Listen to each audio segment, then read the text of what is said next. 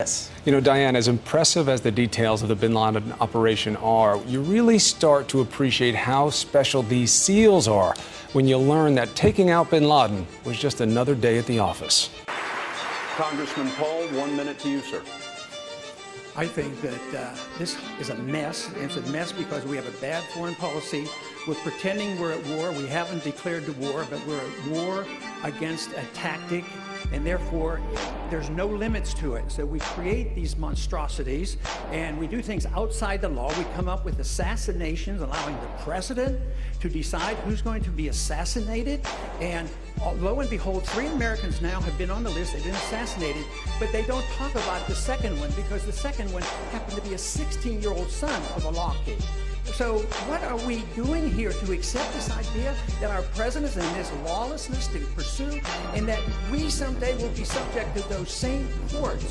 So no, you don't. You want to live within the law and obey the law, because otherwise it's going to be very bad for all of us. And this whole idea that now we can be assassinated by somebody that we don't even like to run our medical care, and giving this power to the president to be the prosecutor, the executor, the judge, and the jury, we better look at that carefully before you automatically endorse something like that.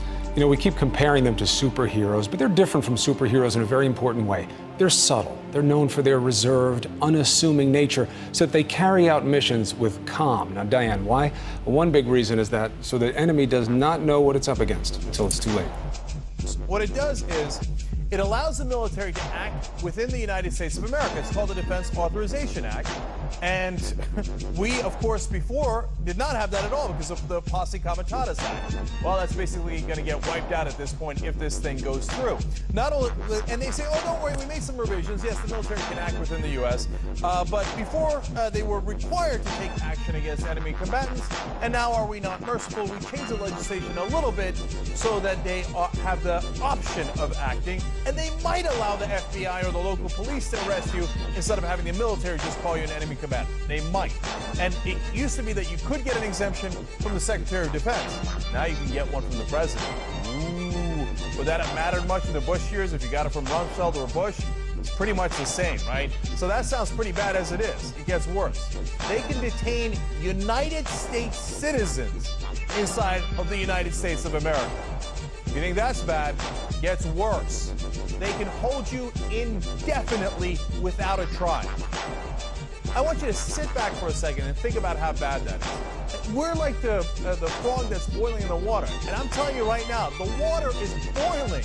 What happened to the Constitution? I mean, look, the Fifth Amendment couldn't be any clearer. It says that you cannot be deprived of life, liberty, or property without due process of law. How much clearer do they need to be?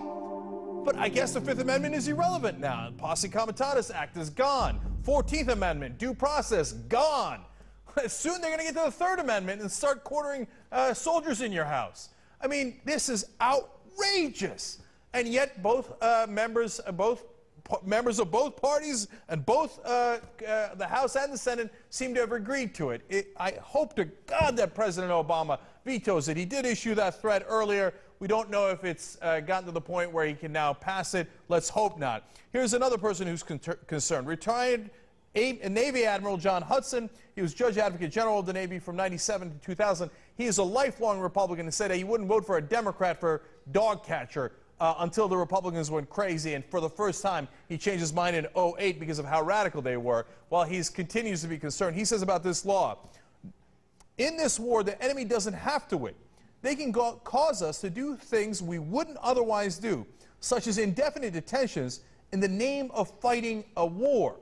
He's 100% right about that. You're letting Al-Qaeda win if you change our way of life, if you throw our Constitution in the garbage. Where's the right wing? Where's the left wing? Where's everybody outraged about this, that they're gutting our Constitution before our eyes? Look, they went after the Fourth Amendment, warrantless wiretapping. Now they can do searches and seizures without getting a warrant, without probable cause.